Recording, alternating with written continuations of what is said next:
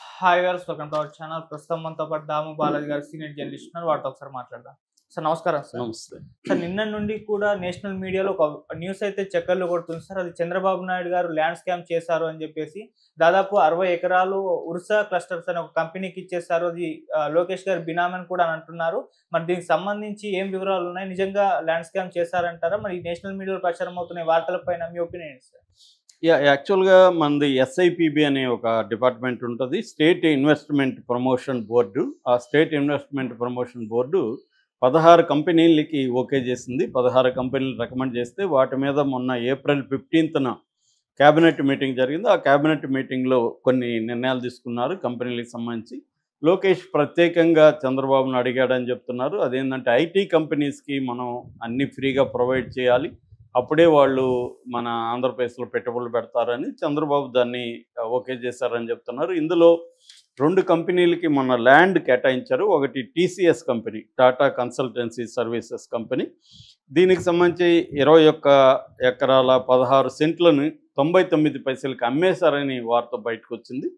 So దీని మీద విమర్శలు వచ్చాయి. ఎందుకంటే టాటాకి అమ్మాల్సిన అవసరం లేదు. ఎప్పుడైనా ల్యాండ్ కంపెనీలకి ఎప్పుడు ఇస్తారు, ఎలా ఇస్తారంటే లీజ్కి ఇస్తారు. ఎందుకంటే అమ్మేస్తే ఏమవుతుంది, రేపు వాళ్ళు కంపెనీ మూసేస్తారు. కంపెనీ మూస్తే ల్యాండ్ మిగులుతుంది. 20 ఎకరాలు రేపు 50 ఏళ్ల తర్వాత 100 ఏళ్ల తర్వాత అమ్ముకుంటే అవి వేల కోట్లు డబ్బులు వస్తాయి వాళ్ళకి. కాబట్టి వాడు కంపెనీ నడుపుకోవడం కంటే ల్యాండ్ అమ్ముకోవడం బెటరు. ల్యాండ్లో రేపు పొద్దున రియల్ ఎస్టేట్ ఇంకోటి చేసుకుంటే వాళ్ళకి బెటరు. కంపెనీ కోసం ఎందుకు ఇస్తున్నాం?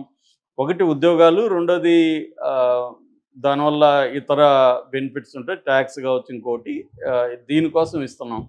వాళ్ళు రేపొద్దున ఈ పర్పస్ కాకుండా వేరే పర్పస్కి వాడే అవకాశం ఉంది అమ్మేస్తే. లేదు వాళ్ళు ల్యాండ్ అమ్ముకుంటారు, కంపెనీ మూసేస్తారు, ఉద్యోగాలు ఉండవు, ఏముండవు.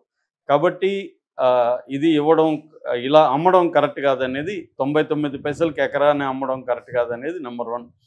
2, టాటా కన్సల్టీ అంటే టాటా గ్రూపు 50,000 కోట్ల ప్రాఫిట్ చూపించిన గ్రూప్. అది 50,000 కోట్ల ప్రాఫిట్ ఉన్న ఒక కంపెనీకి ఎకరాకి 99 పైసలు అమ్మడం అనేది అవసరమా? అది 1,000 కోట్ల విలువ చేసే భూమి. 1,000 కోట్ల విలువ చేసే భూమిని నామినల్గా దాన్ని ఆల్మోస్ట్ ఫ్రీగా ఇచ్చేసినట్టే. 99 పైసలు అంటే అదేమన్నా లెక్కన రూపాయి కూడా లేదు. సో నామినల్గా ఇచ్చేసినట్టే. సో దానికి అవసరమా? అంత అవసరమా? వాళ్ళతో ఎలాంటి ఒప్పందాలు చేసుకున్నారు? ఉద్యోగాలు రేపు ఇవ్వకపోతే ఏంటి? పైగా టీసీఎస్లో ఏంటంటే ఎంట్రీ లెవెల్లో 25,000 లోపలే జీతాలు ఉంటాయి, పెద్ద జీతాలు కూడా ఉండవు. సో ఎందుకు ఇలా ఇస్తున్నారనేది నెంబర్ 1 టీసీఎస్లో. అంతకంటే కూడా ప్రధానంగా ఇప్పుడు రచ్చ జరుగుతుండేది ఉర్సా క్లస్టర్స్ ప్రైవేట్ లిమిటెడ్ అనే ఒక సంస్థ. ఈ ఉర్సా క్లస్టర్స్ ప్రైవేట్ లిమిటెడ్ అనేది దానికి దాదాపు 60 ఎకరాలు, అంటే ఎగ్జాక్ట్గా చెప్పాలంటే 59 ఎకరాల 60 సెంట్లు దానికి కూడా 99 పైసలకి ఇచ్చేశారని వార్త బయటకు వచ్చింది. అయితే ఇక్కడ ఒక తేడా మనం చూస్తే టీసీఎస్కి సంబంధించి జీవో బయటకు వచ్చింది, కానీ ఈ ఉర్సాకు సంబంధించి జీవో ఏమీ బయటికి రాలేదు.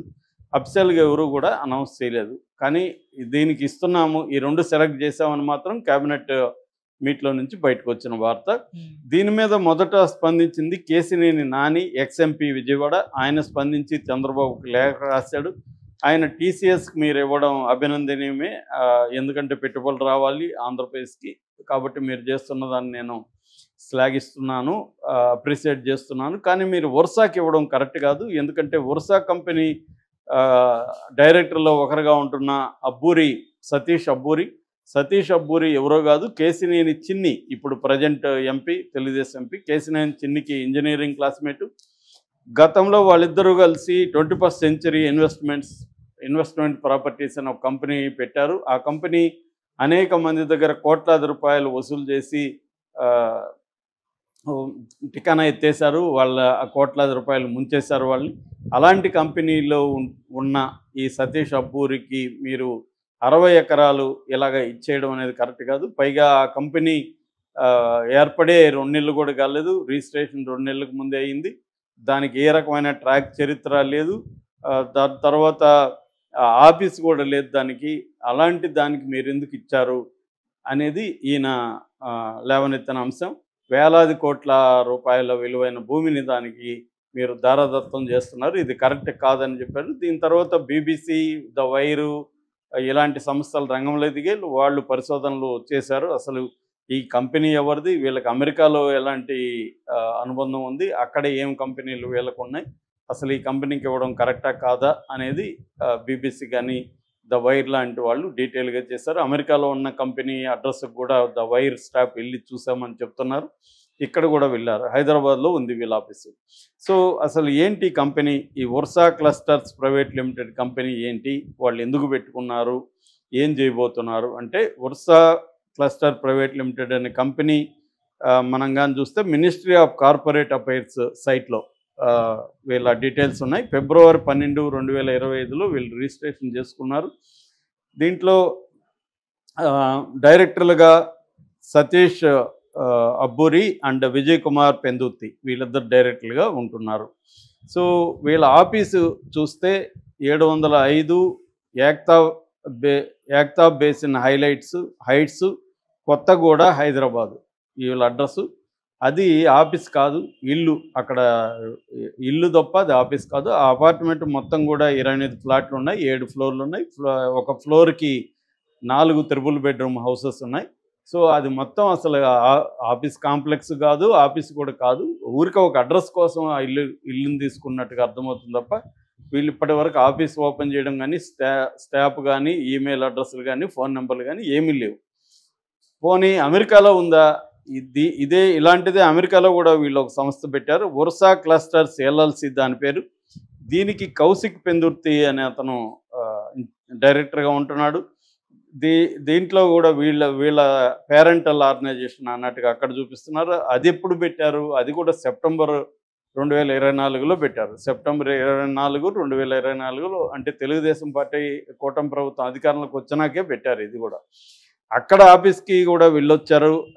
6807 సింగిల్ ట్రీ స్ట్రీటు ప్లెజెంటన్ సిఏ దగ్గరికి వెళ్ళారు వీళ్ళు. వెళ్తే అది ఒక చిన్న ఇల్లు, 1560 ఎస్ఎఫ్టీ మాత్రమే ఉంది. 3 బెడ్రూములు 2 బాత్రూమ్లు ఉన్నాయి. ఒక ఫ్యామిలీ ఉండే ఇల్లు తప్ప అది అక్కడ కూడా ఆఫీస్ సెటప్ కానీ ఏమీ లేదు. అంటే అమెరికాలో ఉన్న వీళ్ళ కంపెనీ కానీ హైదరాబాద్లో ఉన్న ఆఫీసులో కానీ ఎక్కడ కూడా ఆఫీస్ సెటప్ కానీ ఏమీ లేదు. వీళ్ళకి ఏ రకమైన అనుభవం లేదు. వీళ్ళు ఇప్పుడు ఏం ప్రపోజల్ పెట్టారంటే 5728 కోట్లతో మేము డేటా సెంటర్ పెడతాం, హై పవర్ డేటా సెంటర్. అది 2026 నాటికి 10 మెగావాట్లతో కూడిన ఏఐ డేటా సెంటర్. 2032 నాటికి 300 మెగావాట్ల ఏఐ డేటా సెంటర్ పెట్టబోతున్నాం అనేది